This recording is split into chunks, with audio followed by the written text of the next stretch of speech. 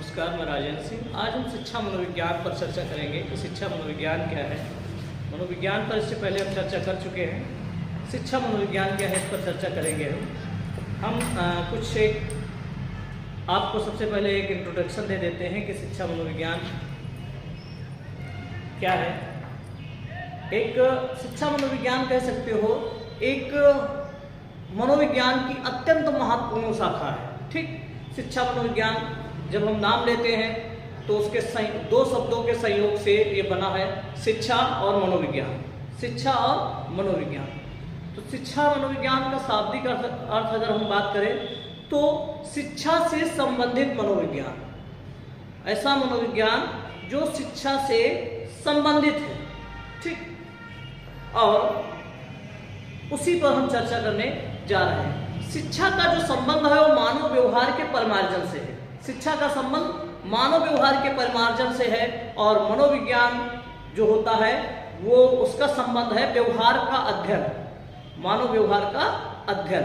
एक मानव व्यवहार में सुधार करने का, परिमार्जन करने का प्रयास करता है जो शिक्षा होता है, और जो मनोविज्ञान होता है वो उसके व्यवहार का अध्ययन करने का काम करता है। ठीक, ये मानव व्यवहार के परिमार्जन के लिए मानव व्यवहार का अध्ययन करना बहुत जरूरी है। जब तक हम किसी के व्यवहार के बारे में जानेंगे नहीं, तब तक उसके व्यवहार में सुधार हम कर ही नहीं सकते हैं। इसलिए इसको जानना बहुत जरूरी है। ठीक, जब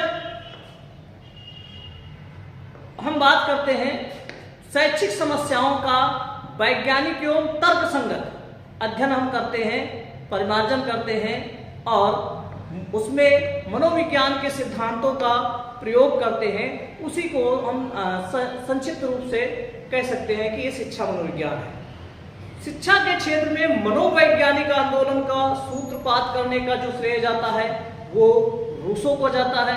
रूसो पहले क्रांतिकारी विचारक थे जिन्होंने शिक्षा के क्षेत्र में मनोविज्ञान की शुरुआत की, लेकिन वो उसके व्यवस्थित अध्ययन, वैज्ञानिक स्वरूप उसको नहीं दे पाए। रूसो के बहुत समय बाद इस विचारधारा को पेस्टलाजी ने आगे बढ़ाया। पेस्टलाजी ने व्यवस्थित रूप से किया, और पेस्टलाजी के जो शिष्य थे हर्बार्ट और फ्रोबेल ने उनकी विचारधारा को आगे बढ़ाया। धीरे धीरे ये विचारधारा आगे बढ़ती रही। ठीक, इसके बाद हम बात करते हैं तो कुछ परिभाषाओं पर चर्चा कर लेते हैं। परिभाषाओं पर चर्चा करने से पहले हम देख लेते हैं कि शिक्षा मनोविज्ञान, शिक्षा शास्त्र और मनोविज्ञान दो विषयों का संयुक्त चिंतन है। ठीक, शिक्षा शास्त्र और मनोविज्ञान दो विषयों का संयुक्त चिंतन है। शिक्षा शास्त्र जो व्यवहार का परिमार्जन, यानी शिक्षा जो व्यवहार का परिमार्जन करता है, जिसको हम अंग्रेजी में अगर समझना चाहें तो modification of behaviour, modification of behaviour, व्यवहार का परिमार्जन। और मनोविज्ञान की बात करें तो स्टडी ऑफ बिहेवियर, मतलब व्यवहार का अध्ययन। ठीक, शिक्षा शास्त्र में व्यवहार का परिमार्जन किया जाता है और मनोविज्ञान में व्यवहार का अध्ययन किया जाता है।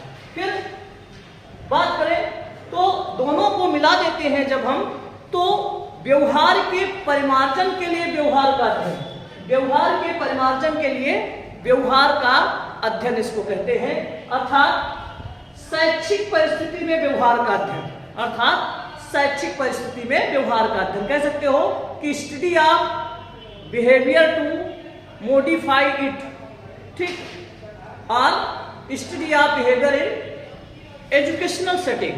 ठीक, व्यवहार के परिमार्जन के लिए व्यवहार का अध्ययन या शैक्षिक परिस्थिति में व्यवहार का अध्ययन ही शिक्षा मनोविज्ञान, एजुकेशनल साइकोलॉजी कहलाती है, शिक्षा मनोविज्ञान कहलाता है। ठीक, अब कुछ परिभाषाओं पर चर्चा कर लेते हैं। शिक्षा मनोविज्ञान की जो परिभाषाएं हैं, ठीक, एक परिभाषा है कार्लसनिक महोदय की। कार्लसनिक महोदय कहते हैं कि शिक्षा मनोविज्ञान शिक्षा के क्षेत्र में मनोविज्ञान की खोजों और सिद्धांतों का प्रयोग है। शिक्षा मनोविज्ञान शिक्षा के क्षेत्र में मनोविज्ञान की खोजों और सिद्धांतों का प्रयोग है, ऐसा कार्लसनिक महोदय कहते हैं। ठीक, स्किनर महोदय कहते हैं कि शिक्षा मनोविज्ञान शैक्षिक परिस्थितियों में, शिक्षा मनोविज्ञान शैक्षिक परिस्थितियों में मनोविज्ञान की उन खोजों का प्रयोग करता है जो मुख्य रूप से मनुष्य के अनुभव और व्यवहार से संबंधित होती है। ठीक, इसी बात को हम क्रो एंड क्रो महोदय कहते हैं कि मनुष्य के जन्म से लेकर वृद्धावस्था तक के अनुभवों का वर्णन और व्याख्या है। शिक्षा मनोविज्ञान क्या है? शिक्षा मनोविज्ञान मनुष्य के जन्म से लेकर वृद्धावस्था तक के अनुभवों का वर्णन और व्याख्या करता है, ऐसा क्रो एंड क्रो महोदय कहते हैं। ठीक, इसके बाद क्रो एंड क्रो का एक कथन है। इसके बाद बात करते हैं ट्रो। ट्रो कहते हैं कि शिक्षा मनोविज्ञान शैक्षिक परिस्थितियों के मनोवैज्ञानिक पक्ष का अध्ययन है। शिक्षा मनोविज्ञान शैक्षिक परिस्थितियों के मनोवैज्ञानिक पक्ष का अध्ययन है, ऐसा ट्रो का कहना है। स्टीफन कहते हैं कि शिक्षा मनोविज्ञान शैक्षिक विकास का क्रमबद्ध अध्ययन है। शिक्षा मनोविज्ञान शैक्षिक विकास का क्रमबद्ध अध्ययन है, ऐसा ट्रो का कहना है। ठीक, अगर हम अपने आप से इसको कहना चाहें कि हमारे दृष्टिकोण से मनोविज्ञान क्या है, शिक्षा मनोविज्ञान क्या है, तो हम कह सकते हैं कि यदि शिक्षा मनोविज्ञान मनोविज्ञान की वह शाखा है, शिक्षा मनोविज्ञान मनोविज्ञान की वह शाखा है जिसमें मनुष्य और उसके शिक्षा के स्वरूप की व्याख्या, मनुष्य और उसके शिक्षा के स्वरूप की व्याख्या मनोवैज्ञानिक तथ्यों के आधार पर की जाती है। उसकी शिक्षा संबंधी समस्याओं के मनोवैज्ञानिक हल प्रस्तुत किए जाते हैं और उसकी शिक्षा को प्रभावशाली बनाने की विधियों को प्रस्तुत किया जाता है। शिक्षा मनोविज्ञान की, शिक्षा मनोविज्ञान की कुछ परिभाषाएं हो जाती हैं। इसके बाद हम चर्चा करते हैं, कह सकते हैं कि शिक्षा मनोविज्ञान की प्रकृति एवं विशेषताओं पर चर्चा कर लेते हैं। शिक्षा मनोविज्ञान की प्रकृति एवं विशेषताएं। जब प्रकृति एवं विशेषताओं की हम जब चर्चा करते हैं तो पहली प्रकृति या पहली विशेषता कह सकते हो कि यह मनोविज्ञान की एक शाखा है। जो शिक्षा मनोविज्ञान है, मनोविज्ञान की एक ब्रांच है, एक शाखा है।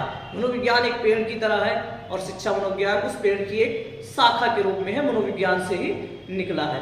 दूसरी इसकी प्रकृति एवं विशेषता की चर्चा कर लेते हैं कि इसके प्रयोग से, शिक्षा मनोविज्ञान के प्रयोग से मनुष्य की शिक्षा को प्रभावशाली बनाया जा सकता है।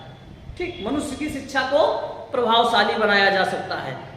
तीसरी प्रकृति एवं विशेषता पर जब हम चर्चा करते हैं कि इसमें केवल मनुष्य की शारीरिक और मानसिक शक्तियों एवं व्यवहार का अध्ययन किया जाता है। फिर चौथी प्रकृति एवं विशेषता पर चर्चा करते हैं कि इसमें मनुष्य के व्यवहार के जो भी मनुष्य व्यवहार करता है, मनुष्य का जो भी व्यवहार होता है, उसके जन्मजात यानी वंशानुक्रमीय और पर्यावरणीय यानी वातावरणीय दोनों प्रकार के कारक, प्रेरक और नियंत्रक तत्वों का अध्ययन किया जाता है। हम जो भी व्यवहार कर रहे हैं, उस व्यवहार को जो भी हो रहा है वो कारक है।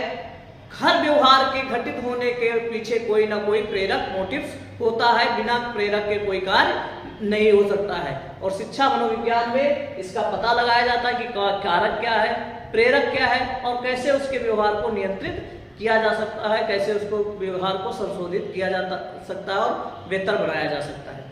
पांचवी प्रकृति एवं विशेषता की जब हम बात करते हैं तो इसके द्वारा मनुष्यों के व्यवहार को समझा जाता है और व्यवहार को नियंत्रित किया जाता है तथा उसको वांछित दिशा जो हम चाहते हैं उस दिशा में उसको आगे बढ़ाया जा सकता है तथा उसके बारे में भविष्यवाणी की जा सकती है कि आगे चलकर क्या हो सकता है।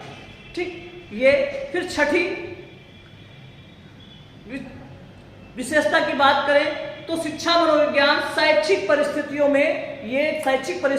में मानव व्यवहार का अध्ययन करता है।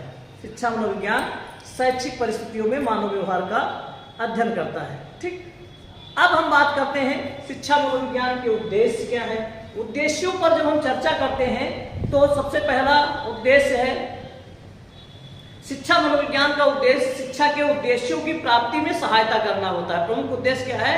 शिक्षा मनोविज्ञान का प्रमुख उद्देश्य कि शिक्षा के उद्देश्यों की प्राप्ति में सहयोग करने का काम करता है। ठीक, ये शिक्षा का प्रमुख उद्देश्य व्यक्ति की अंतर्निहित शक्तियों का अधिकतम सहज, स्वाभाविक और सर्वांगीण विकास करके उसके समाज के लिए मनुष्य को एक उपयोगी नागरिक बनाया जा सके।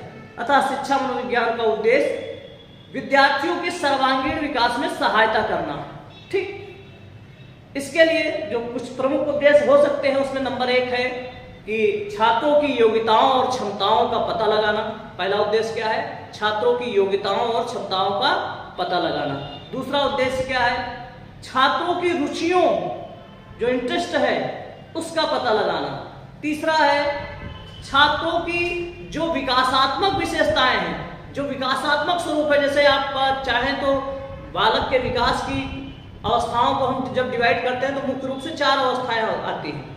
शैशवावस्था जो जन्म से 5 वर्ष तक मानी जाती है, बाल्यावस्था जो 5 से यानी 6 से 12 वर्ष तक की मानी जाती है, और किशोरावस्था जो 12 से 18 मानी जाती है। उसके बाद 18 के बाद प्रौढ़ावस्था मानी जाती है। तो जो विकासात्मक विशेषताएं हैं, किस अवस्था में, शैशवावस्था की क्या विशेषता है, बाल्यावस्था की क्या विशेषता है और किशोरावस्था की क्या विशेषता है, इसको ज्ञात किया जाता है, इसका अध्ययन किया जाता है। ठीक, चौथा जो उद्देश्य है कि बालक की विशेषताओं को, विकासात्मक विशेषताओं को जानकर उसको आगे बढ़ाना, उसको अग्रसर करना। फिर 5वां है कि बालक के वंशानुक्रम और वातावरण। वंशानुक्रम क्या होता है? जो बालक के जन्म के समय तक जो मिला बालक को, वो वंशानुक्रम यानी हेरिडिटी होता है। इसको कई जगह अनुवांशिकता भी कहा गया। ठीक, और जो जन्म के बाद मिले वो वातावरण। जन्म के बाद से उसके जीवन को जिन भी चीजों ने प्रभावित किया है वो सब वातावरण का हिस्सा होते हैं। तो बालक के वंशानुक्रम और वातावरण का अध्ययन करना। ठीक, और अध्ययन के आधार पर उसको सहयोग करना। ठीक, ये 5वां हो जाता है। छठा क्या है कि मानव के विकास की विभिन्न अवस्थाओं और विभिन्न पक्षों का अध्ययन करना। जैसे शारीरिक विकास, मानसिक विकास, संवेगात्मक विकास, नैतिक चारित्रिक विकास, सामाजिक विकास, ये सब विभिन्न पक्ष हैं। किस अवस्था में कौन कौन से पक्ष किस तरह से विकसित होते हैं, इसका अध्ययन करना। ठीक, इसके साथ साथ नंबर 7 है सीखने की प्रक्रिया का अध्ययन करना। अधिगम क्या है, अधिगम के सिद्धांत क्या है, अधिगम के नियम क्या है, अधिगम का स्थानांतरण कैसे होता है, हमारे संवेग अधिगम को किस तरह से प्रभावित करते हैं, इसका अध्ययन करना। ठीक, और नंबर 7 इसके आधार पर शिक्षण विधियां और पाठचर्या का निर्माण करना, बालक के विशिष्ट व्यवहारों का अध्ययन करना और शिक्षा से संबंधित समस्याओं का अध्ययन करना।